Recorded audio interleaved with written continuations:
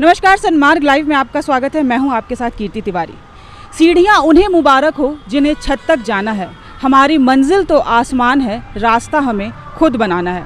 जी हाँ, ये बिल्कुल सही बात है कि रास्ता जो इंसान है वो खुद बनाता है। जो मेहनती है, जिसके अंदर लगन है, वो खुद ही अपना रास्ता अपनी मेहनत से ढूंढ लेता है। इस वक्त हमारे साथ मौजूद हैं मुकेश कंचन जी, विनय कुमार महतो जी, अनीता तिर्की और अश्मिता टोपुज। ये लोग ऐसे लोग हैं जिन्होंने अपनी मेहनत और अपनी लगन से, मैं ये कह सकती हूँ कि शायद एक मुकाम हासिल किया है। किसी से मदद नहीं ली और अपने खुद के दम पर अपनी एक पहचान बनाई है। सबसे पहले हम बात करेंगे मुकेश कंचन जी से। मुकेश कंचन जी, सबसे पहले तो आप अपने जीवन का जो संघर्ष है, ये सभी एक खिलाड़ी हैं, मैं ये भी बता दूं, ये सभी एक खिलाड़ी हैं। ये लोग वॉलीबॉल के प्लेयर हैं, ये फुटबॉल के प्लेयर हैं और अपने दम पर, मतलब आप ये कह सकते हैं कि दिव्यांग होते हुए भी इन्होंने कभी ये जाहिर नहीं होने दिया कि इनके अंदर कोई कमी है और इन्हें किसी के मदद की दरकार है। अपने दम पर इन्होंने एक मुकाम बनाई है। मुकेश कंचन जी, आप बताइए कैसे इतना लंबा सफ़र रहा और कैसे यहाँ तक पहुँचे आप? देखिए, काफ़ी लंबा सफ़र रहा। मैंने 2002 में खुद खेलना शुरू किया था नेशनल, और धीरे धीरे जैसे जैसे हम लोग खेलते चले गए परेशानियां और ज़्यादा बढ़ती गई।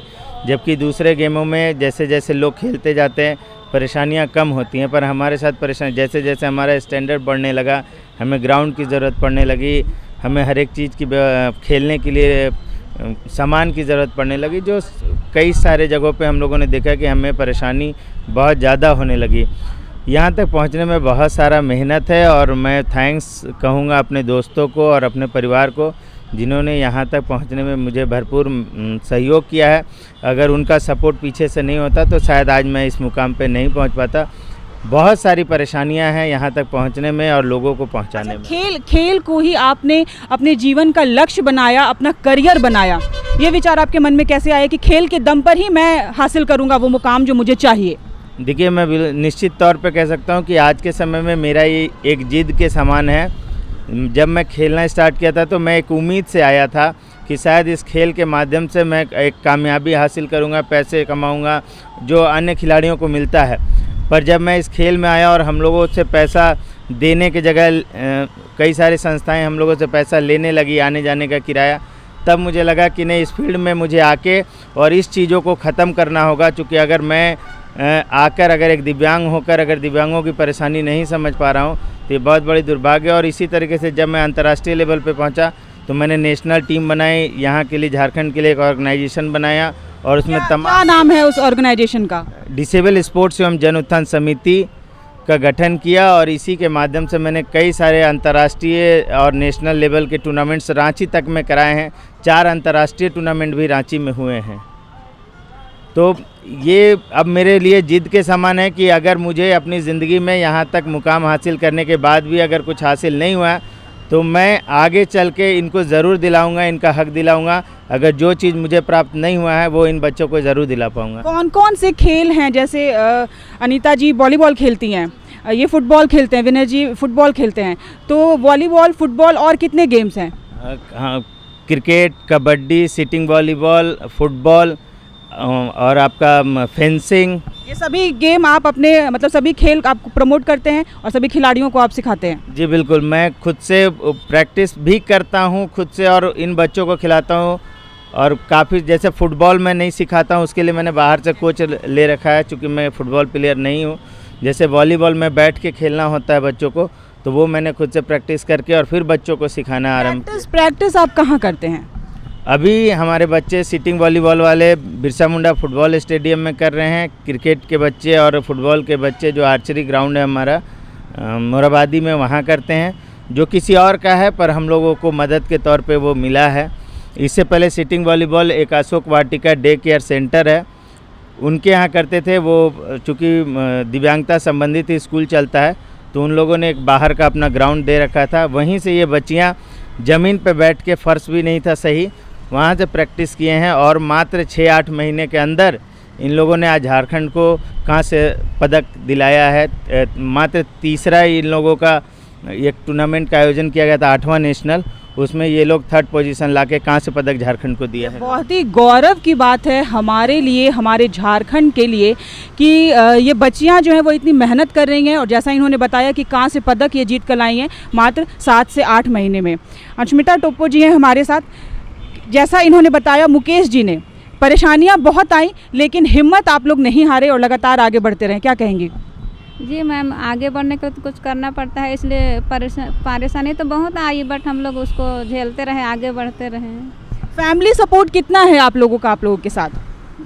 फैमिली सपोर्ट तो है बट क्या बोलते हैं, फैमिली भी इतना अच्छा नहीं है कि हर आर्थिक परेशानी होती है। जी मैम जी, ये सही बात है कि आप लोग कहते हैं कभी कभी पैसा सब कुछ नहीं होता, पर पैसा कभी कभी बहुत कुछ बन भी जाता है। हमारे साथ अनीता तिर्की जी हैं। अनीता जी, आप बताइए, बहुत सारी मुश्किलों को पार कर आप लोग यहाँ पहुँचे हैं और क्या कुछ सुधार चाहती हैं अपने ज़िंदगी में प्लस खेल में? जी, हम लोग को एक ग्राउंड अच्छे खासा मिल जाए ताकि हम लोग प्रैक्टिस अच्छे से कर पाएँ और गेम को आगे बढ़ाएँ, और जो आने जाने की दिक्कतें होती है उसमें कुछ हेल्प हो जाए, तो कि 1-2 बच्ची नहीं जाने सकती है उस क्या पैसा की वजह से कि कमी है, मैं नहीं जा पाऊँगी, मेरे पास पैसा नहीं है, तो हम सोचते हैं कि कुछ हेल्प करे हम लोग को कि हम लोग आगे हर गेम में सरकार से मदद चाहती हैं। जी जी, और विनय जी आप बताइए।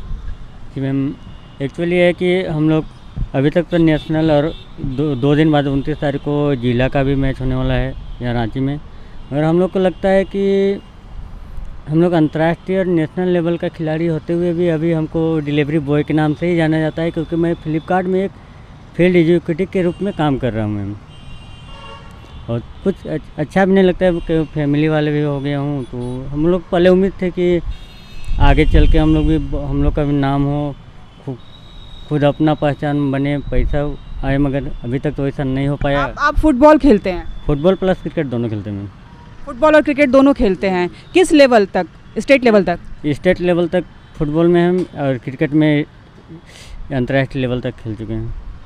क्रिकेट में अंतर्राष्ट्रीय लेवल तक ये खेल चुके हैं। हुनर, कहते हैं कि हुनर किसी का मोहताज नहीं होता, हुनर ऊपर वाला देता है आपको, बस आपको ज़रूरत है उस हुनर को पहचानने की। लेकिन कई बार क्या होता है कि आर्थिक परेशानी जो है, आर्थिक तंगी जो है, वो आपके हुनर और आपके हालात के आगे आकर आपका हुनर जो है वो वहाँ पर हार जाता है आपके हालात के आगे।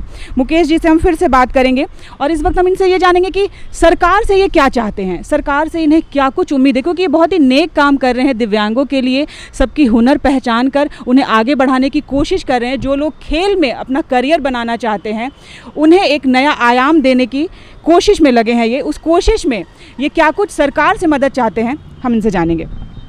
देखिए, दिव्यांगता के क्षेत्र में सरकार हर एक क्षेत्र में, सामाजिक सुरक्षा से लेकर हर एक क्षेत्र में दिव्यांगों को सामान्य लोगों से ज़्यादा देती है आरक्षण के रूप में।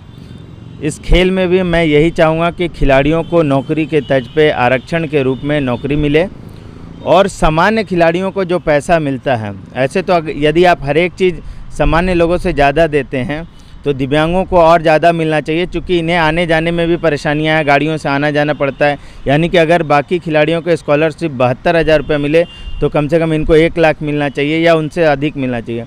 पर सरकार से यही कहूँगा कि अगर आप उतना नहीं दे सकते हैं तो कम से कम उनके बराबर तो दे दें, ताकि ये भी खिलाड़ी वही अपने राज्य और अपने देश का नाम रोशन करते हैं, उसी राष्ट्रीय ध्वज के नीचे खेलते हैं, उसी राष्ट्रगान को गाते हैं, उसी जज्बे के साथ जाते हैं, उसी जज्बे के साथ जीत के बाद जश्न मनाते हैं। तो कम से कम वो चीज़ इन्हें भी प्राप्त होनी चाहिए जो अन्य खिलाड़ियों को मिलता है। तो सरकार सिर्फ इस ओर अपना ध्यान दे, और हम लोगों ने सिर्फ झारखंड नहीं, पूरे देश के दिव्यांगों ने ये साबित किया है कि हम सामान्य खिलाड़ियों से ज़्यादा अवार्ड लाकर, और अभी जो पारा ओलंपिक हुआ था उसमें आपको याद होगा कि हम लोगों ने सामान्य खिलाड़ियों से ज़्यादा गोल्ड और सिल्वर ला के भारत को दिया था।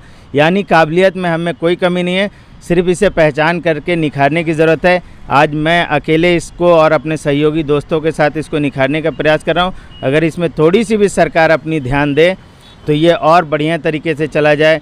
जैसे कि जो सिटिंग वॉलीबॉल वुड फ्लोर में खेला जाता है वो हम लोगों को मुहैया करा दिया जाए। क्रिकेट के लिए एक कोचिंग हमें एक जगह दे दिया जाए। फुटबॉल के लिए एक ग्राउंड, मैं ये नहीं कहता हूँ फुटबॉल के लिए एक अलग ग्राउंड हो, पर कम से कम एक दिन हमारे लिए हो। मतलब ऐसे सरकार हमसे कम से कम बात तो करे।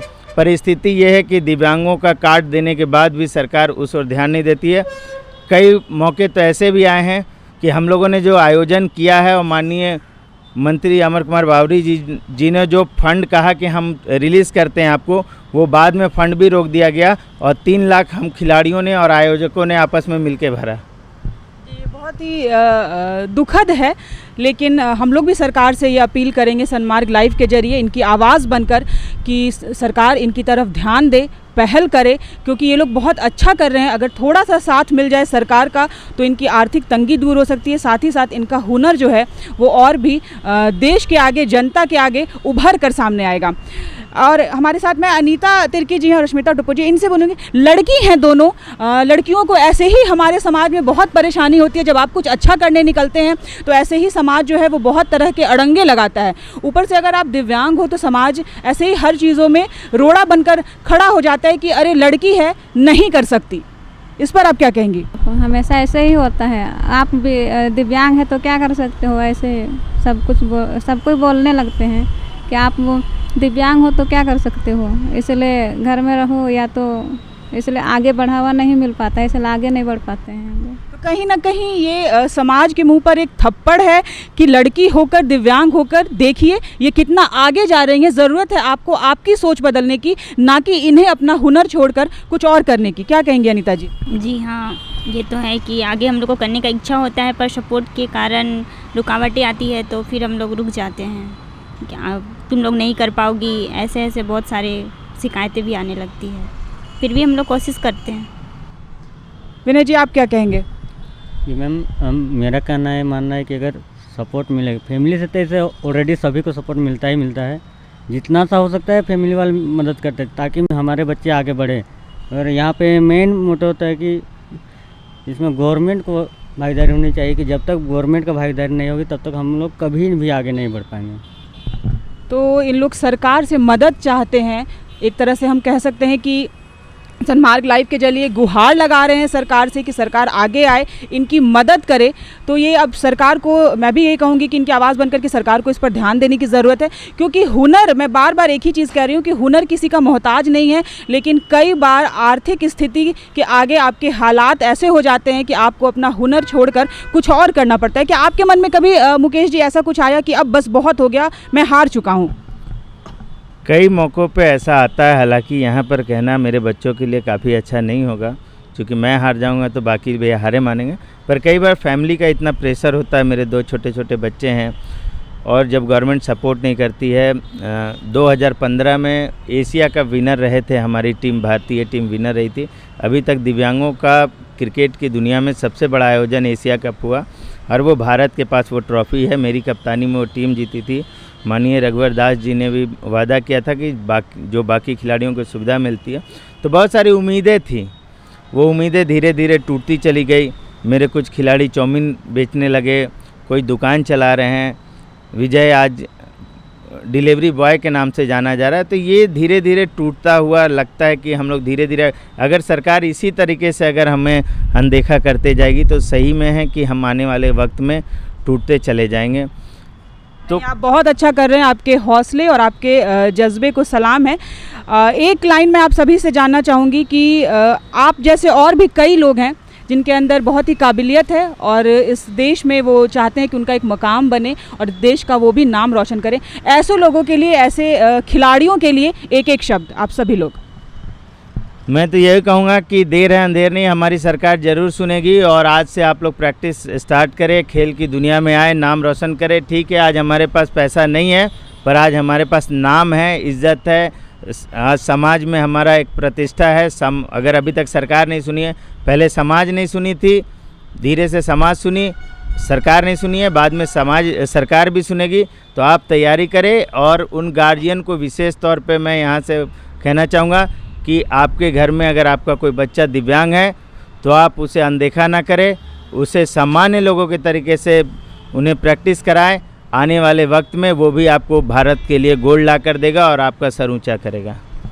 जी बिल्कुल, तो आने वाले समय में किसी को अपने से कम ना आंका जाए, ये बहुत बड़ी बात है। ये लोग एक मिसाल हैं कि जैसे सबके अंदर हुनर होता है, इनके अंदर भी हुनर है, बस ज़रूरत है उसे पहचानने की। और आप लोग भी उस हुनर को पहचानिए, अपनी सोच बदलिए, ताकि हमारे समाज का, हमारे देश का हर एक व्यक्ति कोई पीछे न रह जाए। हम सब कंधे से कंधा मिलाकर एक साथ चल सके और अपने देश का जो है वो नाम रोशन कर सके। सहयोगी सुभाष के साथ कीर्ति तिवारी, सनमार्ग लाइव, रांची।